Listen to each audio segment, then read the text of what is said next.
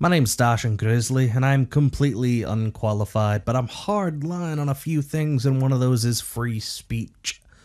One of the things I did not want to do was tackle low-hanging fruit, nonsensical people saying nonsensical things that are easy to mock, and everybody is freaking out right now with YouTube's Heroes program and the implications of that on free speech, and the potential abuse of the Digital Millennium Copyright Act. There's something else from people who are so well known on YouTube that have a constant 98-99% like to dislike ratio, and that's Crash Course. Hank Green, one of the Vlog Brothers, runs this particular series, Crash Course Psychology, How Words Can Harm. We should just jump into it, and I know that Hank is not low-hanging fruit. He's an educator, a legitimate educator, and Crash Course is a legitimate education program that actual schools use. So their accuracy, philosophy being the most debatable of the things they've talked about on Crash Course, this is the perfect thing for me to start off with when it comes to calling out nonsense and destroying bad ideas, if I can help do so. A warning. This episode of Crash Course Philosophy contains language that may be upsetting for some viewers and may not be appropriate for viewing in certain settings. The warning. What an infantilizing thing. A trigger warning. Oh, a trigger warning. So in this video, Hank says faggot and slut. I will be saying much more offensive words. Consider the following sentence. Jason shot a mouse in his boxer shorts. Simple enough. Yeah, we had an experience like this in class once. The many ways of interpreting a given statement. The statement being, the driver hit her head on Wednesday. The driver could have wrecked her car on Wednesday. Or she had wrecked her car and hits her head on the wheel, and her car's name is Wednesday. Or there's a passenger in the car named Wednesday, who the driver Crispin was off the top rope. All this is to discern the audience meaning from the speaker meaning. Fine, ambiguity, it exists. It's the basis for miscommunication, which happens.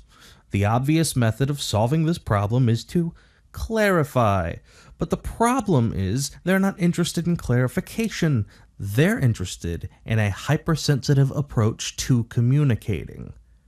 If a statement has enough ambiguity, they seem to believe that the listener gets to determine the intent of the speaker. Fucking adorable. And now is the part where I warn you that we're going to talk about some of those harmful words today. I'm going to say them, even though I'm not going to like it. You are going to hear them. You also probably won't like it. And we're both going to know what they mean. But we have to talk about them because they're everywhere and they're powerful. I just love this aversion to the words. I mean, the two words that get used in this are faggot and slut. Interestingly, these are the words that are becoming less harmful because they're used to prove a point, effectively robbing the word of its power, language, evolving.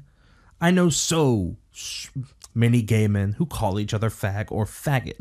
I mean, in contrast, I know recreationally offended gay men.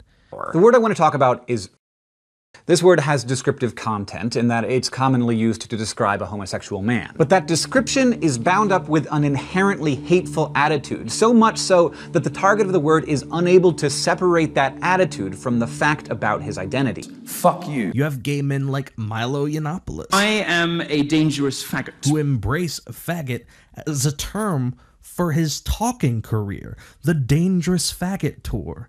Being gay is not synonymous with needing a language insurance policy. Same thing with sluts. Wait, shit. Let me take that S out of there. I wouldn't want to seem sexist. Same thing with slut. Some women, some feminists hold slut walks. They don't cower behind the language. They don't tell people that they need to stop using the language. They themselves use the language for the effect of changing the language. Not in terms of people using it, but in terms of how much power the language actually has. They take control of that. They don't hide from it. So when you say, And we're both going to know what they mean. Not fucking really, dude. South Park covered this quite accurately. Can you believe Bebe? She thinks she's so cool all of a sudden. I can't stand her anymore. She's such a slut. She's a total slut. You know what I heard? I heard that she made out with 8 different boys in 1 minute. I heard that she lifted her shirt to the boys at the bus stop. I heard that her asshole is like this big around. Whoa. So what if a guy is gay and rides a Harley? Then he's a gay fag. I mean, is this really this hard? I don't know. You're driving in your car, okay? And you're waiting to make a left at a traffic signal. The light turns yellow, should be your turn to go, but the traffic coming at you just keeps coming.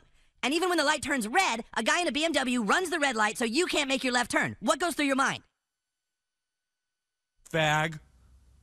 Right! So Hank talks about context, sarcasm going over heads, ambiguity, miscommunication, but then we talk about a useful distinction concerning words often seen as deliberately harmful language, the use-mention distinction. In short, when you use a word and apply it to someone's identity, that's hate speech. For example, the use distinction, the cancer of YouTube, Keemstar says, "Oh, fucking righteous fucking nigger, Alex is doing this shit." Everybody type in the chat, Alex is a stupid nigger. Why am I still getting hate? Total piece of shit, right?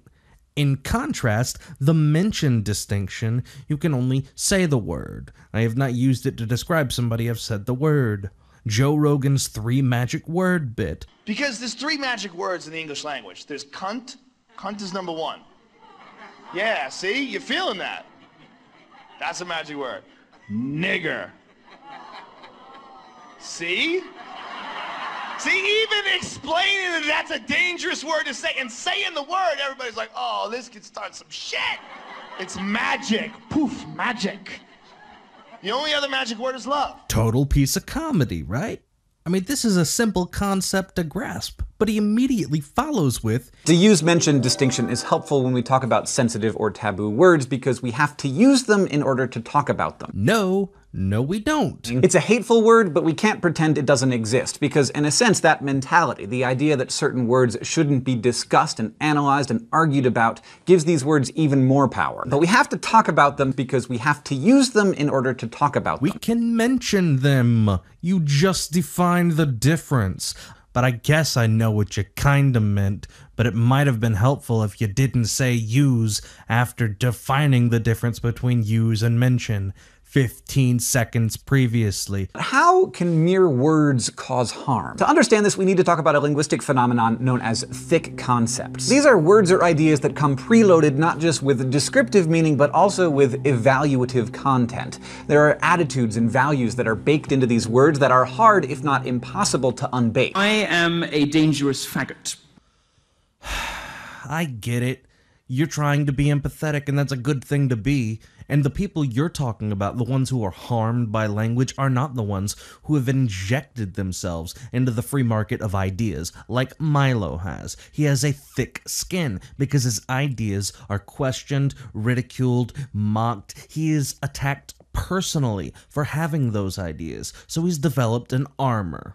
But what we're about to get into concerning Lawrence III over here is who exactly you back, and exactly what kind of violence you're willing to excuse. Actual physical violence, compared to words which are objectively not violent, even if we can attach some kind of long-term detriments associated with those. Like, you can hit your kid, but you can also talk down to them, verbally abuse them. And if you choose to do one or the other, you see the exact same declining mental health, lack of IQ, and aggression in them later. But don't pretend that that's immediate physical violence that requires you to defend yourself with more violence. Lawrence argues that while free speech is important to democracy, hate speech should not be protected. Instead, he says, hate speech should be understood as belonging to the class of speech known as fighting words. Fighting words are words that are meant to incite violence, and since the point of protecting speech is to promote open communication, Lawrence says, words that are designed to replace communication with violence and fear don't deserve constitutional protection. See, I thought the point of protecting speech was to, protect speech. Promote open communication. Fuck you. Fuck you. So that's not the definition of fighting words. That's some asshole lawyer's opinion.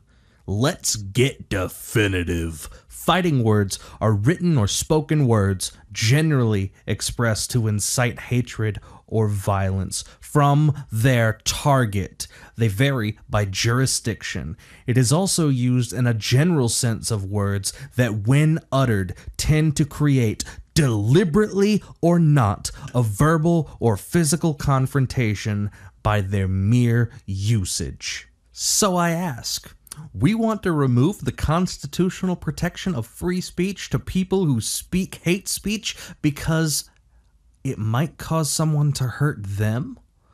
First and foremost, I follow and promote the non-aggression principle. I also heavily promote being able to defend yourself against physical violence.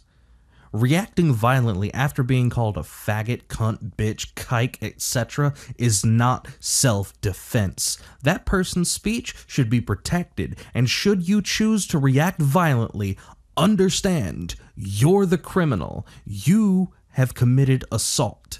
Note the specifics. If someone calls you a faggot by saying, "I'm gonna kick your ass, faggot," that is communicating threats. Entirely different than someone calling you faggot with no threats communicated. Saying the word faggot does not replace communication with violence and fear. With or without the slur, communicating threats with verbal or body language is what adds criminal intent, in which case, defend yourself. But don't say hate speech doesn't deserve constitutional protection because it incites violence. At the very most, it invites it. The subtext of saying faggot is not, "I'm going to punch you." At most, the subtext says, "punch me."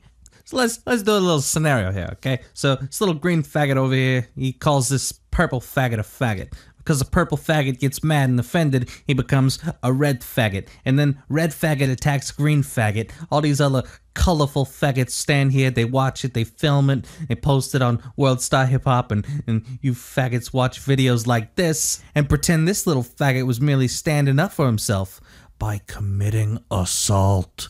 Maybe it's all about personal preference and values here, but this is not equal and opposite to this. Our language has undertones, but someone hate speeching will always be on a higher legal and moral ground than someone who commits assault on someone who hate speeches. And I want to be clear. Both of these people are fucking assholes. But the person who gets violent is a violent asshole. There's a difference. Why am I whispering? Shit, in Oregon, there are mutual combat laws where two people are allowed to fight with a predetermined agreement that neither will press charges and the state courts can't intervene.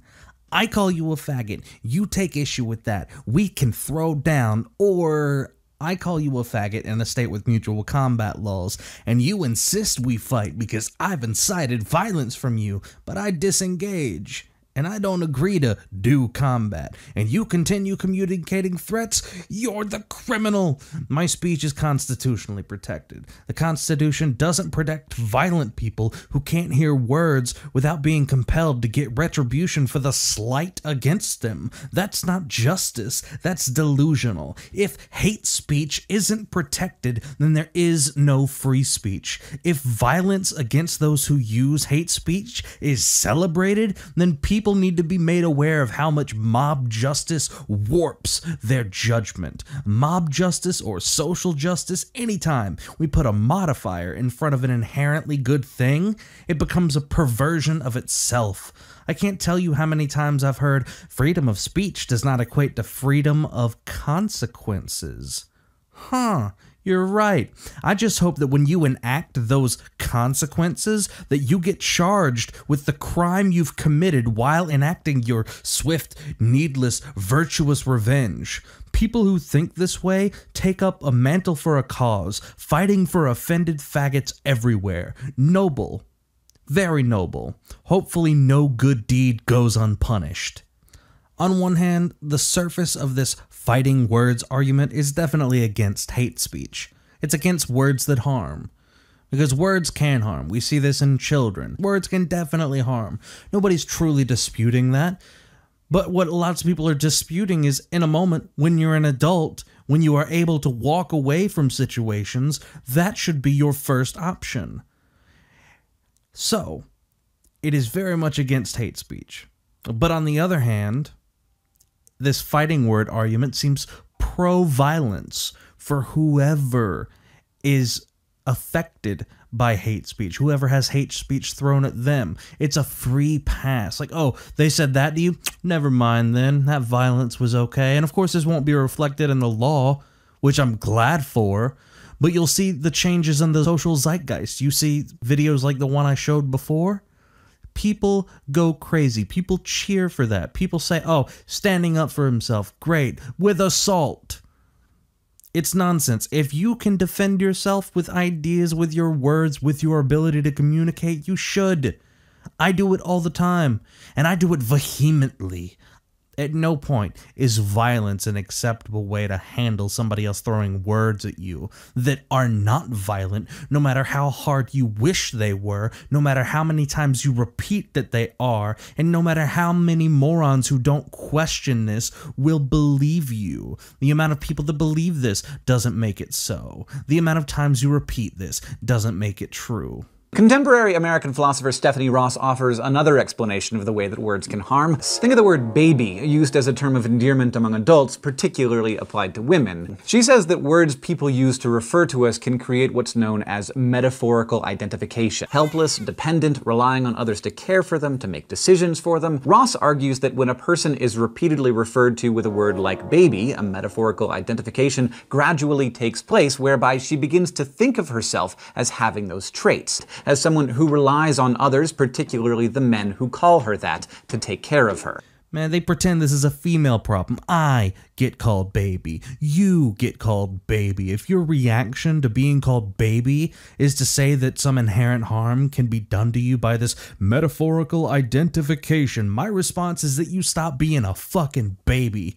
Then again, Stephanie Ross thinks this is unconscious behavior, so you'll just have to stop dipping your pacifier in fucking Robitussin. This might sound far-fetched, but think about it. It's an unconscious joke.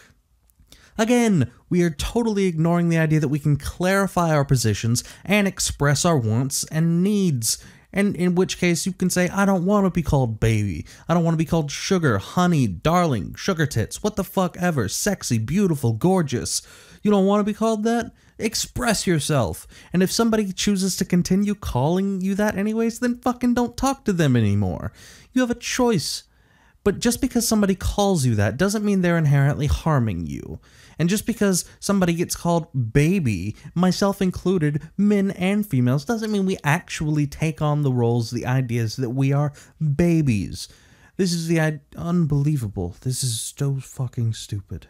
I mean, God fucking forbid we get to a point where somebody gets called baby so many times that they identify as that, even if they're a 40-year-old man, and then say, oh, I want to be treated like a baby from now on by everybody I know. That wouldn't be accepted. Oh, wait, yes it is, because reality. I can't deny I was married. I can't deny I have children, but I've moved forward now, and I've gone back to being a child. I don't want to be an adult right now. I have a mommy and daddy, adopted mommy and daddy, who are totally comfortable with me being a little girl, and their children and their grandchildren are totally supportive. In fact, her youngest granddaughter, when I was 8, a year ago I was 8, and she was 7, and she said to me, I want you to be the little sister, so I'll be 9.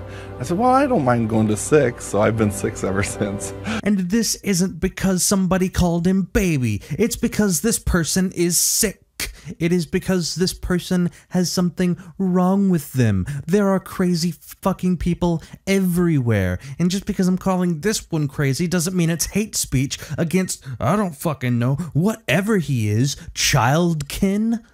Otherkin? I don't fucking know. You tell me. Does that seem normal to you? Does that seem well-adjusted? Does that seem something that we should promote? And if I speak out against it, somehow that's hate speech? No. Somehow that's phobic? I'm not scared of this bitch. Fuck him.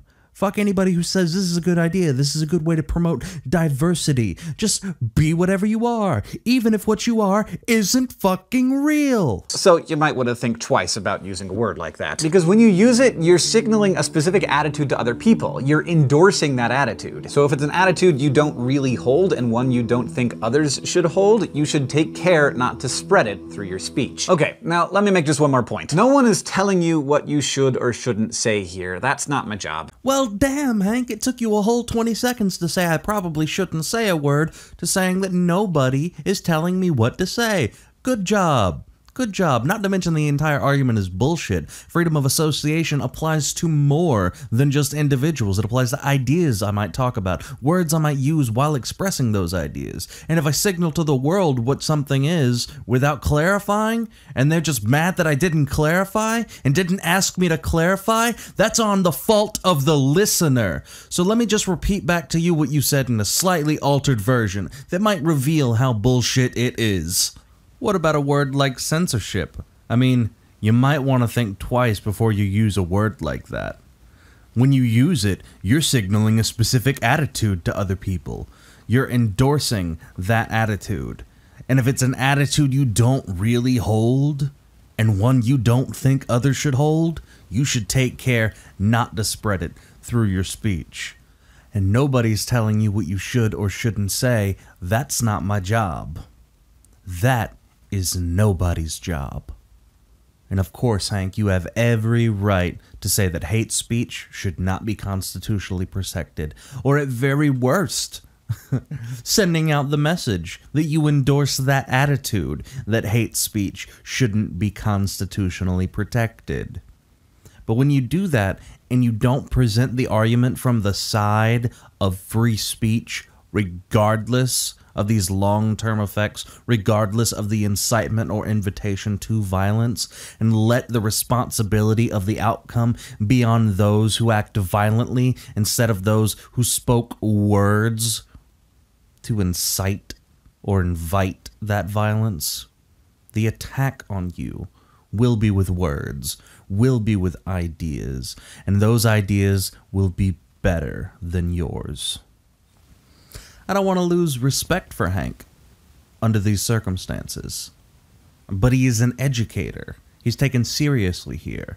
And he's let his sympathy, his empathy, his sensitivity draw a line arbitrarily in the sand, at which point objective facts need to be admonished for their mere existence. Objective facts like, if hate speech isn't protected under the First Amendment, it's not free speech. Fact. And Hank has demonstrated that he has empathy. Oh, he has empathy to a point of diminishing returns.